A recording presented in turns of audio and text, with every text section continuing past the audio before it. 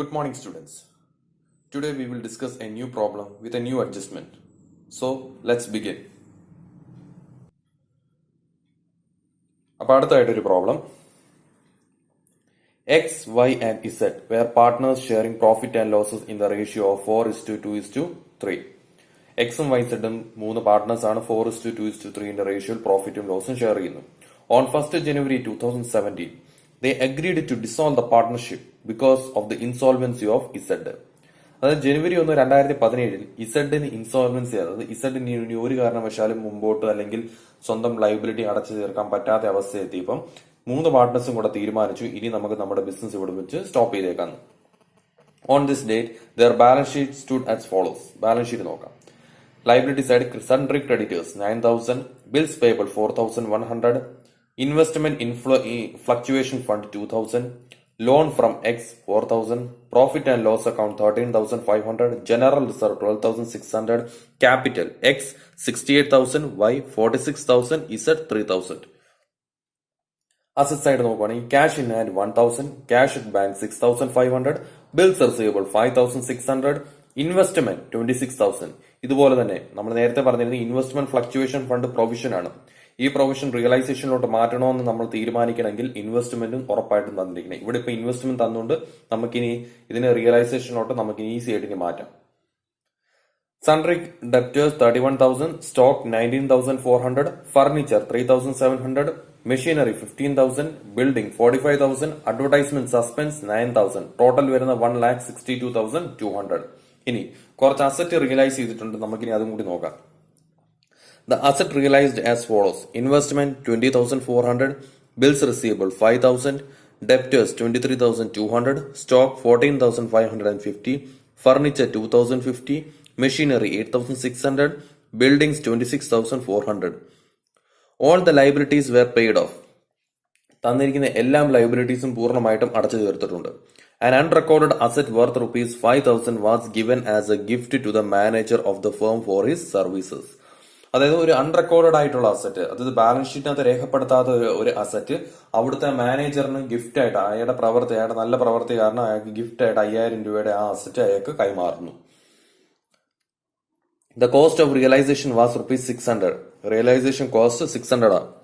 Z became bankrupt and ₹1,024 only were recovered from his estate.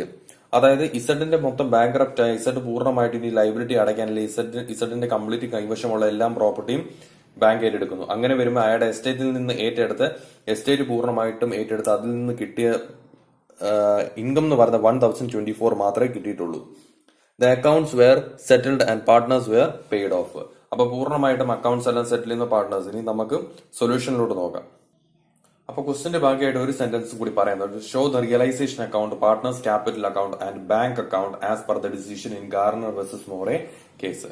അപ്പൊ Garner versus Moore case പ്രകാരമാണ് നമ്മൾ ഇനി ഈ പ്രോബ്ലം സോൾവ് ചെയ്യാൻ പോകുന്നത്. അപ്പൊ ആദ്യം തന്നെ കംപ്ലീറ്റ് നമ്മൾ കുറച്ച് അസറ്റുകൾ നമ്മൾ റിയലൈസ് ചെയ്തതായിട്ട് പറയുന്നുണ്ട്. അതേപോലെ തന്നെ കുറെ ലൈബിലിറ്റീസ് നമ്മൾ പേയ്മെന്റ് മൊത്തം അടച്ചു തീർക്കുന്നതായിട്ടും പറയുന്നുണ്ട്. അപ്പൊ ഇതിനെ എല്ലാത്തിനെയും കംപ്ലീറ്റ് നമ്മൾ റിയലൈസേഷൻ അക്കൗണ്ടിലോട്ടാണ് മാറ്റാൻ പോകുന്നത്. അപ്പൊ റിയലൈസേഷൻ അക്കൗണ്ട് നമ്മൾ നോക്കുന്നു. അപ്പൊ അതിനകത്ത് തന്നെ debit side to bills receivable 5,600 എല്ലാം ബുക്ക് വാല്യൂ തന്നെ, to investment 26,000, to debtors 31,000, to stock 19,400, to furniture 3,700, to machinery 15,000, to building 45,000. ഇനി ക്രെഡിറ്റേഴ്സിന്റെയും ബിൽസ് പേബിളിനെ നമ്മൾ പേയ്മെന്റ് പൂർണ്ണമായിട്ടും അടയ്ക്കുന്നു. അപ്പൊ to bank creditors and bills payable 13,100. അതേപോലെ റിയലൈസേഷൻ എക്സ്പെൻസിന്റെയും കംപ്ലീറ്റും പേയ്മെന്റ് കൊടുക്കുന്നു. To bank realisation expense 600. ഇനി ക്രെഡിറ്റ് സൈഡ് നോക്കുകയാണെങ്കിൽ by investment fluctuation fund. Investment ഇവിടെ വന്നുകൊണ്ടാണ് നമ്മൾ ഇവിടെയും ഇൻവെസ്റ്റ്മെന്റ് ഫ്ലക്ച്വേഷൻ ഫണ്ട് കൃത്യമായിട്ട് നമ്മൾ ഈ പറഞ്ഞിരിക്കുന്ന റിയലൈസേഷൻ അക്കൗണ്ടിലോട്ട് മാറ്റുന്നത്. Investment fluctuation fund 2,000, by creditors 9,000, by bills payable 4,100, അതുപോലെ ബൈ ബാങ്ക് അസറ്റ് റിയലൈസ് ചെയ്ത് മൊത്തം 1,200 റുപ്പീസിന് അസറ്റ് ആണ് റിയലൈസ് ചെയ്തിട്ടുള്ളത്. ഇനി ബാലൻസിങ് ടോട്ടൽ നോക്കാം 1,59,400. ബാലൻസിങ് ഫിഗർ ക്രെഡിറ്റ് സൈഡ് ആണ് കുറവ്. നോക്കുമ്പോൾ ബാലൻസിങ് അവിടെ വരുന്നത് 44,100. ഇതിനെ നമ്മൾ കംപ്ലീറ്റും പ്രോഫിറ്റ് റിയലൈസേഷൻ ലോസ് ആണ് ഇവിടെ ഉണ്ടാകുന്നത്. ക്രെഡിറ്റ് സൈഡ് ആണ് ബാലൻസിങ് കാണിക്കുന്നത്. അപ്പം ഇത് ലോസ് ആയതുകൊണ്ട് തന്നെ നമ്മൾ ഇതിനെ പ്രോഫിറ്റ് ആൻഡ് ലോസിന്റെ റേഷ്യോയിലാണ് കംപ്ലീറ്റും വീതിച്ച് കൊടുക്കുന്നത്. അതായത് 4:2:3 റേഷ്യോയിൽ. അപ്പം ബൈ എക്സ് ക്യാപിറ്റൽ 44,100, ഇൻറ്റു 4/9 19,600 44,100 കംപ്ലീറ്റും നമ്മൾ പ്രോഫിറ്റ് ആൻഡ് ലോസിന്റെ റേഷ്യോ വീതിക്കുന്നു. By Y's capital 44,100 into 2/9 9,800. Last by Z capital 44,100 into 3/9 14,700. അപ്പൊ ഇത്രയാണ് 3 പാർട്ട്നേഴ്സിനും ഉണ്ടാകുന്ന റിയലൈസേഷൻ ലോസ്. ഇനി അത് അടുത്തായിട്ട് നമ്മൾ കുറച്ച് വർക്കിംഗ് നോട്ട് ഉണ്ട്. നമുക്ക് ബാലൻസ് ഷീറ്റിനകത്ത് കണ്ടാൽ അറിയാം, ബാലൻസ് ഷീറ്റിനകത്ത് നമുക്ക് കുറച്ച് അക്യൂമുലേറ്റഡ് പ്രോഫിറ്റ്സ് തന്നിട്ടുണ്ടായിരുന്നു. അത് ഈ general reserve, profit and loss account, കുറച്ച് അക്യൂമുലേറ്റഡ് പ്രോഫിറ്റ് ഉണ്ടായിരുന്നു. അപ്പൊ നമ്മൾ പഠിച്ചിരുന്നു, അങ്ങനെ ഉണ്ടെങ്കിൽ ഈ റിസർവ് ഒക്കെ തന്നിട്ടുള്ളത് അത് നമ്മൾ പഴയ റേഷ്യോയുടെ കൂടെ ക്യാപിറ്റലിന്റെ കൂടെ അഡ്ജസ്റ്റ് ചെയ്തിട്ട് വേണം, പുതിയ റേഷ്യോയുടെ അടിസ്ഥാനത്തിൽ വേണം നമ്മൾ ലോസ് സോൾവെന്റ് ആയിട്ടുള്ള പാർട്ട്നേഴ്സിന് വിധിച്ചു കൊടുക്കാൻ. അതായത് ഇസഡിന്റെ കംപ്ലീറ്റും വരുന്ന ലൈബിലിറ്റി കംപ്ലീറ്റും എക്സിനും വൈക്കും നമ്മൾ കംപ്ലീറ്റും പറഞ്ഞ പോലെ എന്ത് ചെയ്യണം, പുതിയ ക്യാപിറ്റലിന്റെ റേഷ്യോയുടെ അടിസ്ഥാനത്തിൽ വേണം വിധിച്ചു കൊടുക്കൽ. അത് എന്തുകൊണ്ടാന്ന് വെച്ചാൽ നമുക്ക് അക്യൂമുലേറ്റഡ് പ്രോഫിറ്റ് ബാലൻസ് ഷീറ്റ് തന്നിട്ടുള്ളതുകൊണ്ടാണ്. അപ്പൊ നമുക്ക് വർക്കിംഗ് നോട്ട് നോക്കാം. ഇപ്പൊ capital ratio of X and Y, capital balance എക്സും വൈയുടെ എക്സിന്റെ ബാലൻസ് ഷീറ്റിനകത്ത് തന്നിട്ടുണ്ട് 68,000 46,000 വൈയുടെ. നമ്മൾ ജനറൽ റിസർവ്, അതായത് അക്യൂമുലേറ്റഡ് പ്രോഫിറ്റ്സ് എല്ലാം ഉണ്ടെങ്കിൽ അത് നമ്മൾ ആഡ് ചെയ്യുക തന്നെ വേണം. ഇപ്പൊ ജനറൽ റിസർവ് തന്നിട്ടുണ്ടായിരുന്നു 5,600 2,800. ഇത് കംപ്ലീറ്റ് നമ്മൾ പ്രോഫിറ്റ് ആൻഡ് ലോസിന്റെ റേഷ്യോയിലാണ് നമ്മൾ വീതിക്കുന്നത്. ഇവിടെ നമ്മൾ ജനറൽ റിസർവ് കംപ്ലീറ്റും ഈ പറഞ്ഞിരിക്കുന്ന പ്രോഫിറ്റ് ആൻഡ് ലോസിന്റെ റേഷ്യോയിൽ വിധിച്ചു കൊടുക്കുന്നത്. അപ്പം മൊത്തം നമുക്ക് 13,500 ആയിരുന്നു, 13,600 ആയിരുന്നു. 12,600 ആണ് ജനറൽ റിസർവ്. അതിനെ നമ്മൾ എക്സിന്റെ റേഷ്യോ എന്ന് പറയുമ്പോൾ 4/9 12,600 ഇൻറ്റു 4/9 അപ്പം 5,600 വരും. അതേപോലെ തന്നെ വൈയുടെ 12,600 ഇൻറ്റു 3/9 2/9. അപ്പൊ ആ റേഷ്യോയിലാണ് നമ്മൾ ഈ ജനറൽ റിസർവിനെ വീതിച്ചു കൊടുക്കുന്നത്. അതേപോലെ തന്നെ പി ആൻഡ് എൽ അക്കൗണ്ട് നമ്മളും പി ആൻഡ് എൽ അക്കൗണ്ട് എന്ന് പറഞ്ഞാൽ ഇതൊരു അക്യൂമുലേറ്റഡ് പ്രോഫിറ്റ് ആണ്.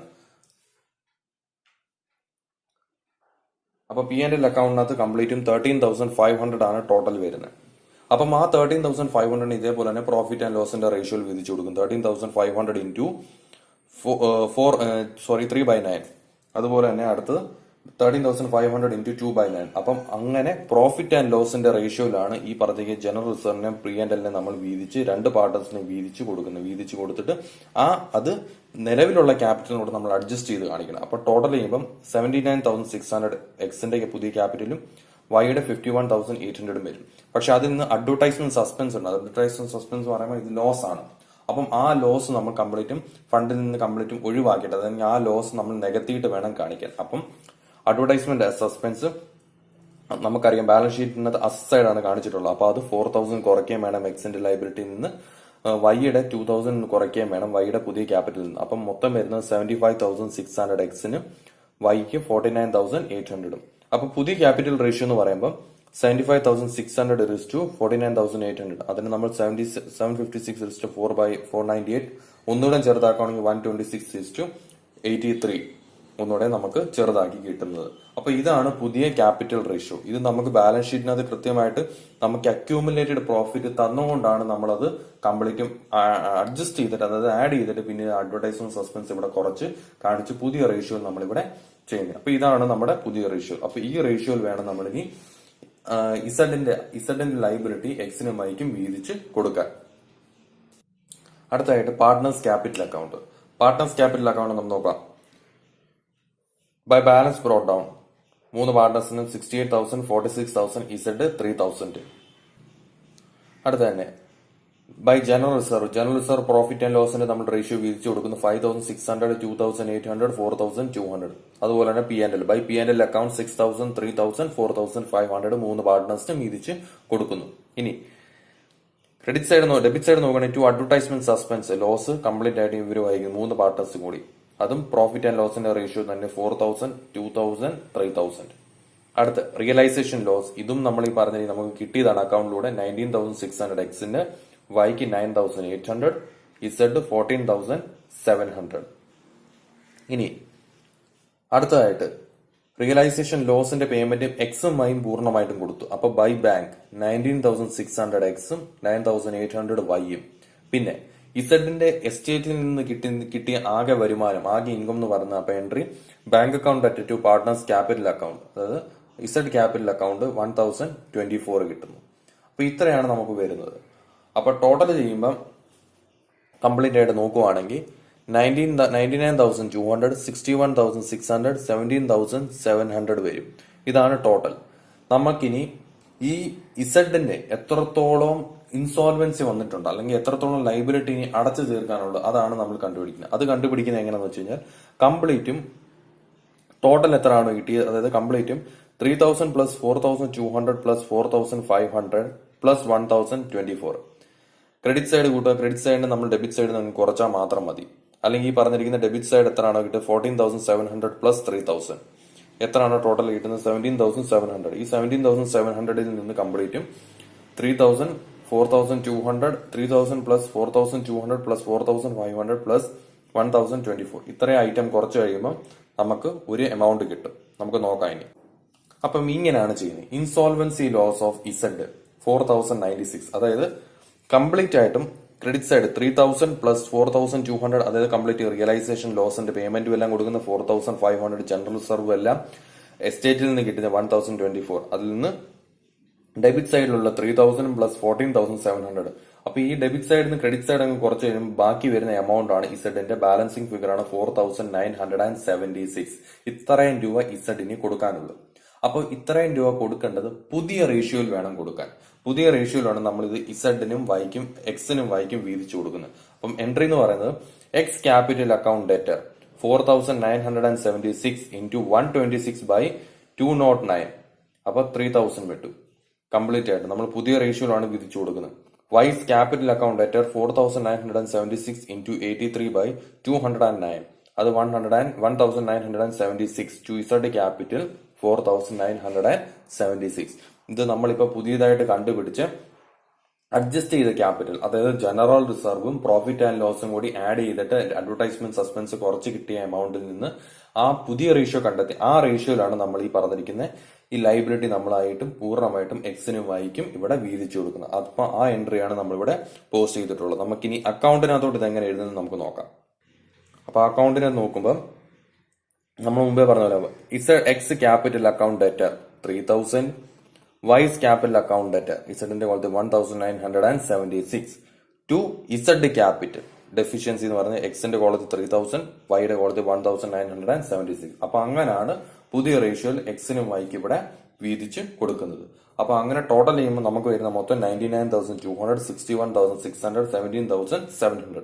അപ്പൊ ഇതിൽ നിന്ന് എക്സിന്റെയും വൈയുടെയും കൂടെ കുറച്ച് കഴിയുമ്പോൾ നമുക്ക് നോക്കാം എക്സിന് ഇനി കൊടുക്കാനുള്ള final payment to bank final settlement. എക്സിന് കൊടുക്കാനുള്ള ലാസ്റ്റ് ആയിട്ടുള്ള എമൗണ്ട് 72,600, വൈക്ക് കൊടുക്കാനുള്ള 47,824 റുപ്പീസും. ഇത്ര എമൗണ്ട് ആണ് രണ്ട് പാർട്ട്നേഴ്സിന് ഇനി ഇവിടെ കൊടുക്കാനുള്ളത്. ഇനി ലാസ്റ്റ് ആയിട്ടുള്ള ബാങ്ക് അക്കൗണ്ടും കൂടി നോക്കാം. ബാങ്ക് അക്കൗണ്ട് അല്ലെങ്കിൽ cash account to balance brought cash നമുക്ക് തന്നിട്ടുണ്ട് balance sheet 1,000, bank 6,500. To realisation asset realise ചെയ്തിട്ടുള്ള 1,02,000. To X capital 19,600, to Y's capital 9,800, to Z capital 1,024. അപ്പൊ കംപ്ലീറ്റും റിയലൈസേഷൻ ലോസ് എല്ലാം കൊടുത്തു തീർത്തും. അതേപോലെ ഇസഡിന്റെ എസ്റ്റേറ്റിൽ നിന്ന് കിട്ടുന്ന റവന്യൂ ആണ് കാണിക്കുന്നത്. ഇനി credit side by realisation creditors and bills payable മൊത്തം 13,100 അടച്ചു തീർക്കുന്നു. By realisation expenses 600. പിന്നെ ബൈ എക്സ് ലോൺ 4,000 എക്സിന്റെ ലോൺ അടച്ചു തീർക്കുന്നു, അല്ലെങ്കിൽ എക്സിന്റെ ലോൺ കംപ്ലീറ്റ് റീപേയ്മെന്റ് ചെയ്യുന്നു. By X capital 72,600, by Y's capital 47,824. ഇതാണ് ഇവർക്ക് കൊടുക്കാനുള്ള ഫൈനൽ പേയ്മെന്റ്. നമുക്ക് ടോട്ടൽ വരുന്ന 1,38,124 റുപ്പീസ് ആണ് വരുന്നത്. അപ്പോൾ ഇത്രയേ ഉള്ളൂ ഈ ഒരു പ്രോബ്ലത്തിൽ. അപ്പം ഇതാണ് ഒരു പുതിയ അഡ്ജസ്റ്റ്മെന്റുമായിട്ടുള്ള കാര്യം പറഞ്ഞിട്ടുള്ളത്. അപ്പം കംപ്ലീറ്റ് ആയിട്ടും ഈ പ്രോബ്ലം നന്നായിട്ട് വർക്ക്ഔട്ട് ചെയ്ത് നോക്കുക. So thank you so much and wish you all the very best.